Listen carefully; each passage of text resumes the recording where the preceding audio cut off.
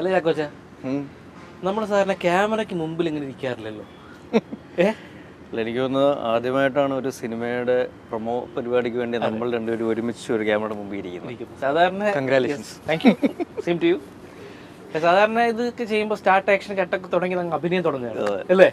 ഇത് നമ്മൾ ക്യാമറയ്ക്ക് പിന്നിലിരിക്കുന്നതാണ് ഇപ്പം നമ്മൾ മുന്നോട്ട് വന്നിരിക്കുന്നത് അല്ലേ? എനിക്കൊന്നും മനസ്സിലായില്ല. സാധാരണ ക്യാമറയ്ക്ക് പിന്നിൽ നമ്മൾ സംസാരിക്കുന്ന ഒരു കാഷ്വൽ ടോക്ക് ഉണ്ടല്ലോ. Okay okay okay. അതാണ് ഇപ്പോൾ ക്യാമറയ്ക്ക് മുന്നിലിടാൻ നമ്മളിപ്പോൾ ചെയ്യാൻ പോകും. ഇപ്പോൾ ചെയ്യുന്നത്.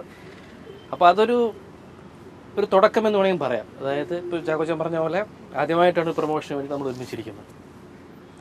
അപ്പോൾ അതിനൊരു വ്യത്യസ്തത എന്നൊക്കെ പറയുമ്പം ഒരു സാധാരണ വ്യത്യസ്തമല്ല, ഒരു വലിയൊരു വ്യത്യസ്തമായിട്ടുള്ള തുടക്കം തന്നെയാണ്. കാരണം ചാക്കോച്ചൻ ആദ്യമായിട്ട് അഭിനയിക്കാൻ വന്നപ്പോൾ ഞാൻ ചാക്കോച്ചൻ സുഹൃത്തായിട്ട് അഭിനയിച്ചു പടത്തിൽ. ആ പടത്തിൻ്റെ തുടക്കം മുതൽ പടത്തിൻ്റെ പാക്കപ്പ്, ഡബിങ്, പടം റിലീസാവുന്നവരെ ചാക്കോച്ചൻ കൂടി ഉണ്ടായിരുന്നു. അതേപോലെ തന്നെ ചാക്കോച്ചൻ ആദ്യമായിട്ട് പടം പ്രൊഡ്യൂസ് ചെയ്യുമ്പോൾ ആ ഒരു കണക്ഷൻ നിലനിർത്താൻ സാധിച്ചു. അല്ലെങ്കിൽ അതേപോലെ പടത്തിന് തുടക്കം മുതൽ ഒടുക്കം വരെ, മീൻസ് എൻ്റെ റിലീസിങ് സമയം വരെ ഒരുമിച്ച് നിൽക്കുകയാണ്. അപ്പോൾ എനിക്കിപ്പോൾ ചാക്കോച്ചനോട് ചോദിക്കുകയാണ്. കാരണം ചാക്കോച്ചൻ ആദ്യമായിട്ട് പടം പ്രൊഡ്യൂസ് ചെയ്യുന്നു. ചാക്കോച്ചൻ ഇതിനു മുമ്പ് പലതവണ പറഞ്ഞിട്ടുണ്ട് ഉദയ പടം ചെയ്യാൻ പോകുന്നു, പക്ഷേ അതിന് ചില കാരണങ്ങൾ വേണം, ചില കാര്യങ്ങൾ വേണം എന്നൊക്കെ പറയാറുണ്ട്. പക്ഷെ ആ ഒരു ചാക്കോച്ചൻ്റെ ആഗ്രഹം ഇവിടെ സഫലമായിരിക്കുകയാണ്. അപ്പോൾ ഈ ഒരു അവസരത്തിൽ, ഈ ഒരു സമയത്ത് ചാക്കോച്ചൻ്റെ എന്താണ് ഇപ്പോൾ ചാക്കോച്ചൻ്റെ മനസ്സിലുള്ളത്? എൻ്റെ ജീവിതത്തിലെല്ലാം വളരെ യാദൃശ്ചികമായിട്ടാണ് സംഭവിച്ചിരിക്കുന്നത്. എൻ്റെ പ്രത്യേകിച്ച് നല്ല കാര്യങ്ങൾ, ഇപ്പോൾ സിനിമയിൽ അഭിനയിക്കുക, അത് വളരെ യാദൃശ്ചികമായിട്ട് സംഭവിച്ചതാണ്. സിനിമയിൽ നിന്ന് മാറി നിന്നതും അങ്ങനെ തന്നെ തിരിച്ച് വീണ്ടും വരിക, പ്രണയം, വിവാഹം, അതും നല്ല കാര്യങ്ങളുടെ കൂട്ടത്തിലാണ് എടുത്തിരിക്കുന്നത്. അതേപോലെ തന്നെ ഈ സിനിമ സംഭവിക്കുന്നതും വളരെ യാദൃശ്ചികമായിട്ടാണ്. നേരത്തെ സുധീഷ് പറഞ്ഞ പോലെ എൻ്റെ സിനിമ അഭിനയ ജീവിതത്തിൽ തുടക്കം മുതൽ അവസാനം വരെ, ഷൂട്ടിങ്ങിൻ്റെ ഫസ്റ്റ് ഡേ മുതൽ പാക്കപ്പും അല്ലെങ്കിൽ റിലീസിൻ്റെ ദിവസം വരെ ഒരുമിച്ചുണ്ടായിരുന്നു.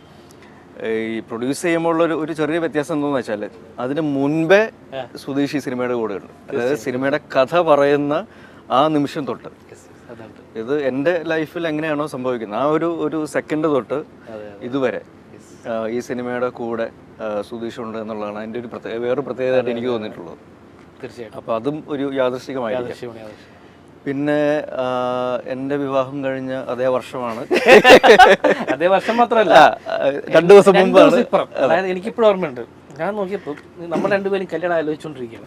അപ്പം എൻ്റെതാണെങ്കിൽ ഈ പത്രക്കാർക്കും അതുപോലെ ടി വിക്കാർക്കൊക്കെ തന്നെ എന്താ കല്യാണം കഴിക്കത്ത് ചോദിച്ചുകൊണ്ടിരിക്കുക. പ്രായം കൂടുതലെന്ന് പേരൊക്കെ വിചാരം, പ്രായമൊന്നും ആയിട്ടില്ല. ശരി ഓക്കെ, അതുകൂടെ. അപ്പം അങ്ങനെ ചോദിക്കുമ്പം ഏകദേശം നമ്മുടെ രണ്ടുപേരുടെയും കല്യാണം അങ്ങനെ അറേഞ്ച്മെന്റ്സ് ഒക്കെ നടക്കുന്നു, നിശ്ചയം നടക്കുന്നു. അങ്ങനെ നോക്കിയപ്പോൾ ഒരു ദിവസം ചാക്കോച്ചൻ ഫിക്സ് ചെയ്യുന്നു. April 2 എനിക്ക് ഓർമ്മയുണ്ട്. April 2 അപ്പം ഞാൻ ഞെട്ടിട്ട് ചാക്കോച്ചൻ ആദ്യം കെട്ടുവോ. ഉടനെ തന്നെ ഞാൻ പോയി നമ്മളെ ജോത്സ്യനൊക്കെ നോക്കിച്ചാൽ, അതെ April 2 മുമ്പുള്ള ഏതെങ്കിലും ഡേറ്റ് പ്ലീസ്. അങ്ങനെയാണ് March 31 എൻ്റെ ഫിക്സ് ആവുന്നത്. എന്തായാലും ഏകദേശം ഒരേ യാത്രയായിരുന്നു നമ്മൾ രണ്ടുപേരും. അപ്പം അതും യാദൃശ്ചികമായിട്ട് സംഭവിക്കുന്നതാണ്. അതുകൊണ്ട് തന്നെയാണ് എൻ്റെ സിനിമയിലെ നായകന്റെ തുടക്കവും March 31 മുതലാണ് സ്റ്റാർട്ട് ചെയ്യുന്നത്. കാരണം എൻ്റെ നായകൻ നിന്റെ മോനാണല്ലോ. അതെ, കറക്റ്റ്, ശരിയാ, മനസ്സിലായില്ലേ? അപ്പൊ അങ്ങനെ ഒരുപാട് പിന്നെ ഏറ്റവും വലിയ യാദൃശ്യം നമ്മളെല്ലാവരും തന്നെ, നമ്മളിപ്പോൾ എന്തൊക്കെ സിനിമ നടനാണെങ്കിലും സിനിമയിൽ വർക്ക് ചെയ്യുന്ന ആൾക്കാരാണെങ്കിലും എത്ര വലിയ സ്റ്റാർ ആണെങ്കിലും ഇപ്പം നിലനിൽക്കുന്ന ആൾക്കാരാണെങ്കിലും എല്ലാവർക്കും, ഇതിൽ വർക്ക് ചെയ്ത എല്ലാവർക്കും വളരെ സന്തോഷവും അല്ലെങ്കിൽ അഭിമാനമുള്ള ഒരു നിമിഷങ്ങളാണ്. കാരണം മറ്റൊന്നുമല്ല, ഈ സിനിമ പ്രൊഡ്യൂസ് ചെയ്യുന്നത് ഉദയ. ആ ഉദയ എന്ന് പറയുന്നത്, ആ തിരിച്ചുവരവിൽ അതിൽ പങ്കെടുക്കാൻ പറ്റിയ എല്ലാ ആൾക്കാരും ഭാഗ്യവാന്മാരാണെന്നാണ് എൻ്റെ അഭിപ്രായം. ശരിയാണ്. കാരണം ഈ പറയുന്ന പോലെ ഒരു വലിയ പാരമ്പര്യമുള്ള ഒരു ബാനറാണ്. അപ്പോൾ അതിലൊരു സിനിമ പ്രൊഡ്യൂസ് ചെയ്യുക എന്നുള്ളത് ഏറ്റവും വലിയൊരു ഉത്തരവാദിത്തമാണ്, ഒരു വെല്ലുവിളി തന്നെയായിരുന്നു.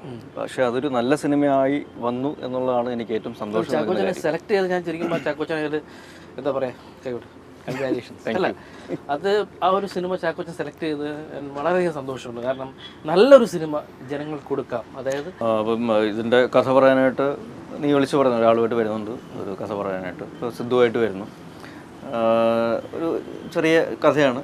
അപ്പോൾ എൻ്റെ ഡേറ്റ് കുറച്ച് ദിവസങ്ങൾ മാത്രം മതി. അപ്പോൾ അത് കിട്ടിയിട്ട് വേണം ഒരു പ്രൊഡ്യൂസറിനെയൊക്കെ സെറ്റപ്പ് ചെയ്യണമെന്നൊക്കെ പറഞ്ഞ് കഥ പറഞ്ഞു കഴിഞ്ഞിട്ട് ഞാൻ ആദ്യം ചോദിക്കുന്നത് ഇതിലെ നായകൻ നിന്റെ മോനാണ്. നീ ഞെട്ടിപ്പോയി. മെയിനായിട്ടുള്ള ക്യാരക്ടർ ആ കുട്ടി ആരാ ചെയ്യുന്നത്? ഇവന്റെ മകനാണോ?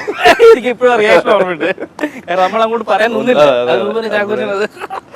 അപ്പം ചോദിക്കാം, നല്ലൊരു കഥയായിരുന്നു, എനിക്ക് ഇഷ്ടമായി. അപ്പോൾ അത് കഴിഞ്ഞിട്ട് ഞാൻ ഡേറ്റിൻ്റെ കാര്യം പിന്നെ സംസാരിക്കാം. സിദ്ധു വീണ്ടും വന്നിട്ട് എൻ്റെ അടുത്ത് ഡീറ്റെയിൽ ആയിട്ട് കഥ പറയാൻ പറഞ്ഞു. പിന്നെ ഇങ്ങനെ സംഭവിക്കുന്നു. ഞാൻ സിദ്ധുവിനോട് പറഞ്ഞത് ഞാൻ പ്രൊഡ്യൂസ് ചെയ്യുന്നതിന് കുഴപ്പമുണ്ടെന്ന് ചോദിക്കുന്നു. സിദ്ധു ഞെട്ടുന്നു. അങ്ങനെ സംഭവിക്കുകയാണ്. ഇത് മാത്രമല്ല, ഞാൻ എൻ്റെ കണ്ടു സന്തോഷം കൊണ്ടുള്ളൊരു ഇതാട്ടോ.